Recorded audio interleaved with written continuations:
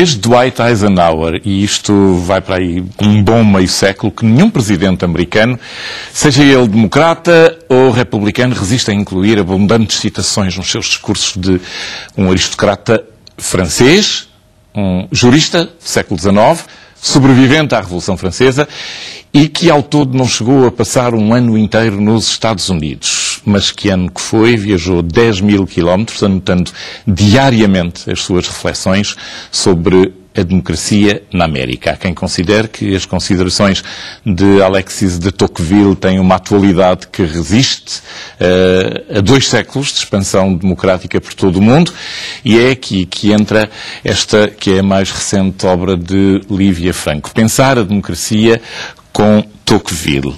Para já falo-me da atualidade que encontra entre um discurso feito no século XIX Eu acho que a primeira atualidade e a nossa contemporaneidade. Que qualquer leitor notará é isto, como é que um homem, que é de facto um aristocrata, que teve uma educação ainda, enfim, ligada ao antigo regime, como é que um homem destes, que vive na primeira metade do século XIX, tem um olhar, no fundo, muito mais desassombrado sobre a democracia, ou seja, sobre aquela que é a nossa realidade. Como é que ele, e nós vemos isso nas 900 páginas desta sua grande obra, que é a Democracia na América, compreendeu tão bem aquilo que é a democracia, e é a democracia não só enquanto regime político, mas enquanto sociedade, ou seja, a democracia enquanto modo de vida. E isto é interessante, porque nós que vivemos em democracia, e vivemos-la todos os dias, temos de facto muitas vezes dificuldade em compreendê-la, e em compreendê-la na sua totalidade, na sua parte boa, mas nas suas vicissitudes, nas suas inclinações.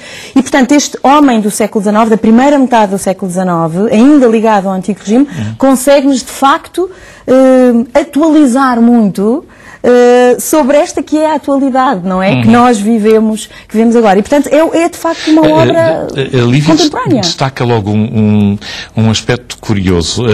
Logo à chegada, em 1830, a Nova Iorque, e era sempre uma viagem temível, exato, a atravessar o Atlântico, em que ele vai com outro jurista, Gustave Beaumont.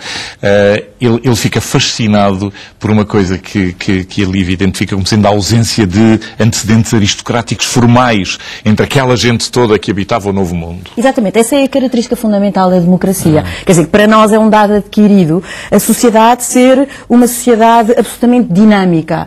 Mas isto é uma novidade em termos de história do pensamento político, quer dizer, é uma novidade relativamente recente, é uma novidade de finais do século XIX, do século XVIII e de princípios do século XIX. É uma sociedade que é dinâmica, ou seja, quem nasce numa condição que é uma condição que não é muito abonada, pode, na verdade, com o seu esforço, com o seu mérito, com o seu trabalho, a meio da vida, viver em condições muito boas, o que não acontecia antigamente. Quer dizer, o ponto é este, no antigo regime, a quase totalidade das pessoas que nascem numa determinada condição social e, portanto, política, porque elas estão associadas, ficará assim para toda a sua vida, tal como os seus antepassados tiveram e tal como os seus descendentes vão estar. E, portanto, digamos que esta é a grande novidade que ele vê em relação à democracia, que a democracia traz consigo uma grande dinâmica social. Agora, há que saber aproveitar bem essa grande dinâmica social. E a grande dinâmica social, no fundo, está sobretudo dependente de um equilíbrio, de uma relação que é complexa, entre 2 elementos fundamentais, que são os 2 elementos que são a base da democracia, que é uma liberdade grande para todos, mas também a crescente igualdade. E, de facto, essa é a novidade em relação aos regimes anteriores, não é? Quer dizer, as pessoas não eram iguais. Agora, elas são iguais. Essa igualdade dá uma grande dinâmica à sociedade, que é a igualdade das condições, ou a procura constante da igualdade das condições, mas sempre respeitando, no fundo, a maior liberdade para cada um. Refere no seu livro a igualdade social mais a igualdade legal. É a igualdade social, é a igualdade legal, é uma igualdade, no fundo, também de dignidade, é uma igualdade que tem que ser necessariamente também económica, ou seja, é isso que dá, de facto, grande dinâmica à sociedade. Ora, para nós isso parece uma coisa adquirida, ou pelo menos teoricamente ou constitucionalmente adquirida, porque ela está, pelo menos nos países democráticos, é o nosso caso, não é? Consagrada na Constituição. Mas ela tem de existir na vida do dia-a-dia. E, no fundo, é isto que este pensador nos percebe na América e nos recorda agora nesta sua escrita temporal. Ele diz a determinada altura que há obviamente que as sociedades vão se diferenciando, os indivíduos classificam-se naturalmente por, a senhora refere aqui, por dinheiro, por educação, há um código social que se vai estabelecendo. Agora, e aqui talvez seja uma boa definição de democracia, essa ordem não é estática. Primeiro, a ordem não é estática. Segundo, é dinâmica, não é? Exato, e a ordem não significa homogeneidade, uniformidade. Pelo contrário, a verdadeira democracia, que é democracia no seu sentido mais liberal, ou seja, a tal democracia que consegue estabelecer um equilíbrio entre a igualdade de todos, mas também a liberdade de todos, significa também diversidade. E, mais uma vez, esta é uma constatação que o homem moderno, o homem contemporâneo tende a esquecer. Porque a democracia traz consigo necessariamente, porque é dinâmica, sobressaltos. Por exemplo, crises. A crise que nós estamos a viver agora, que é uma crise que começou por ser financeira, é uma crise económica, é também uma crise social, mas é cada vez mais uma crise política também. Isso aterroriza as pessoas e as pessoas dizem, a democracia não está a funcionar, não é? Ora, o ponto é de facto outro. O ponto é este, é que a democracia necessariamente traz consigo essa dinâmica. E a dinâmica é um bocadinho instável. É a regra do jogo. É a regra do jogo. E a regra do jogo significa isso. Significa que é essa dinâmica, na verdade, que está sempre a fiscalizar. É claro que a beleza do pensamento de Tocqueville é esse, é que quem quer que seja encontra sempre alguma coisa. Um homem convictamente neoliberal, como era o Ronald Reagan, era um profundo tocqueviliano e acreditava que as pessoas tinham o direito e o dever de ir buscar as suas melhores condições, não é? E não tinham o direito de não ir buscar. Ora, claro, seja, quer dizer, todos encontram, porque repare, todos são democráticos. Já um bom socialista dirá, não, os direitos estão lá, ele falou neles, claro. Portanto, eu vou-me sentar à espera que eles se concretizem. Não é? Mas quer seja neoliberal, quer seja um socialista, é um democrata também. E este homem pensa e escreve sobre a democracia no seu espectro político ou partidário. Como é que o catalogava hoje em dia? Era um neoliberal? Ou era... Não, eu acho que sobretudo ele é, aliás, ele próprio diz, eu sou sobretudo um amante da liberdade.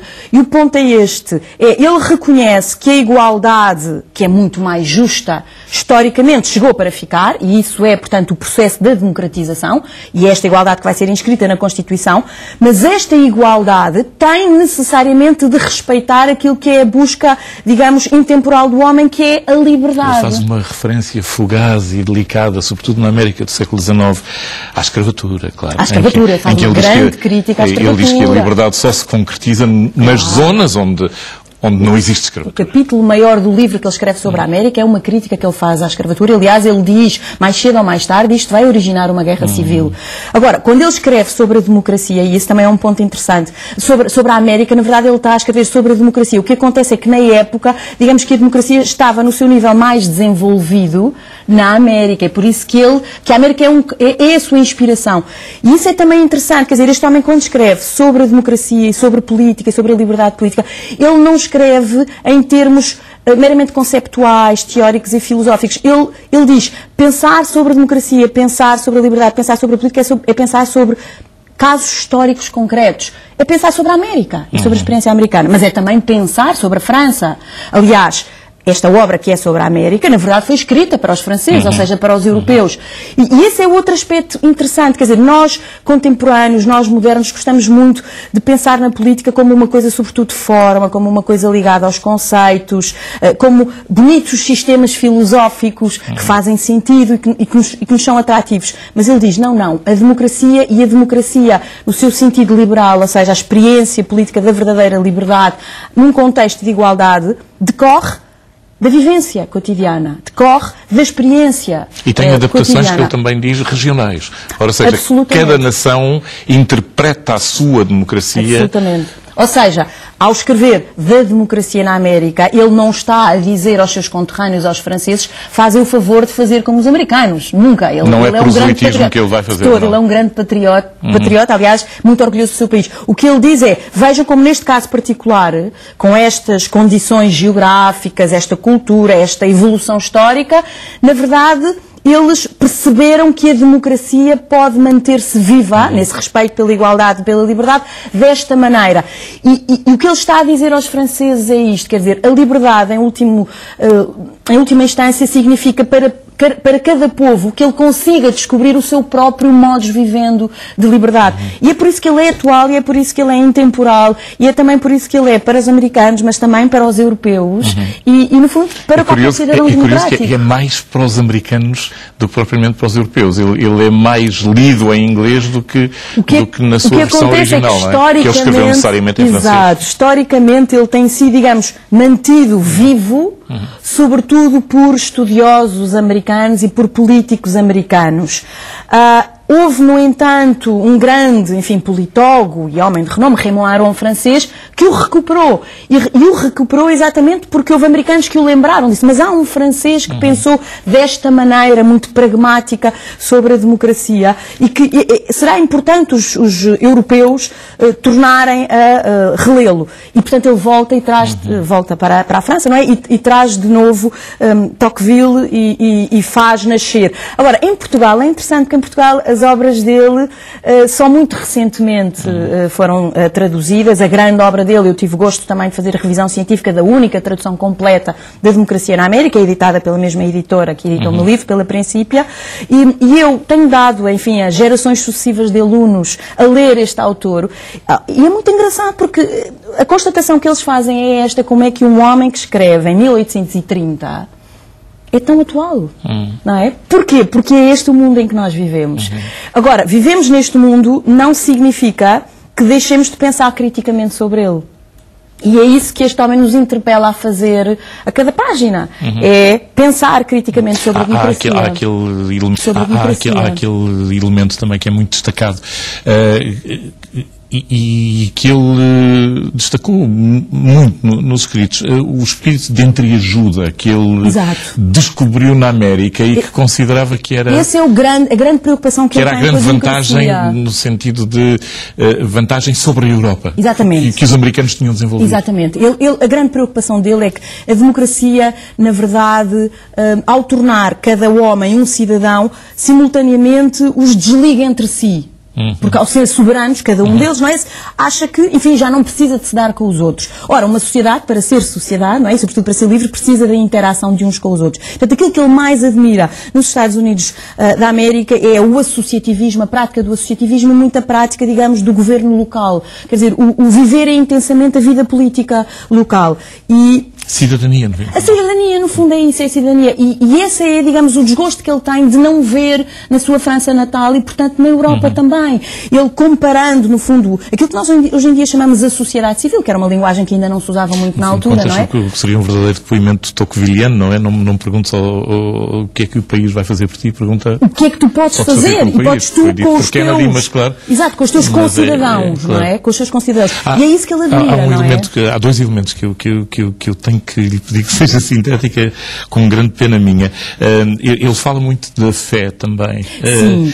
A fé neste sentido, quer dizer, ele não fala da fé num sentido fechado, ele fala na fé neste sentido... Ele não era de modo nenhum ateu ou pouco um... Bom, também não era muito praticante, ele tinha dúvidas de fé, mas... Não era, mas ele considerava o ato de fé como sendo inerente quase ao ser humano. Porque pensar apenas e tão só, digamos, na coisa terrestre e na coisa material, tendencialmente baixa o olhar. Ele foi um crítico desta frase, que é aqui disse cara também. O zelo religioso desaparece com a liberdade e o conhecimento. Isto é Chateaubriand, claro. Exato. Aliás, ele é um grande admirador de Chateaubriand. Ele tem medo que a democracia se torne ela própria numa religião. E esse não é, na verdade, a função da democracia. A democracia tem uma função política. E, portanto, tem que haver o espaço de liberdade individual, e aí cabe a religião também. Mas a religião traz esta coisa boa também à democracia, e é, no fundo, a moderação da própria democracia ao elevar o olhar.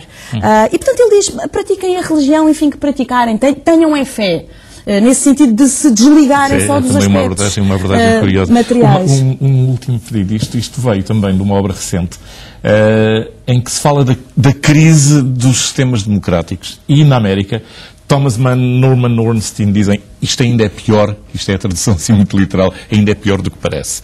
Em que o sistema, por exemplo, parlamentar, o sistema no Congresso, se tornou tão oportunístico que destrói o objetivo legislativo puro que a democracia antecipava. Exatamente. A representatividade, quer dizer, o ponto dele é, e eu acho que é aí que ele se distingue, enfim, digamos, da grande escola do pensamento político europeu, que a democracia não se pode resumir a ser, digamos, um sistema filosófico, um sistema político. Meramente processual. Quer dizer, ele acha essa parte muito importante. É evidente, tem que haver a Constituição, é evidente. Agora, o que ele diz é, por si só, isso não é suficiente para garantir a liberdade e, portanto, para garantir a cidadania. Tem de haver espírito de cidadania, quer dizer, não basta haverem direitos garantidos, as pessoas têm de livremente cumprir os seus deveres de cidadania e fazê-lo com gosto.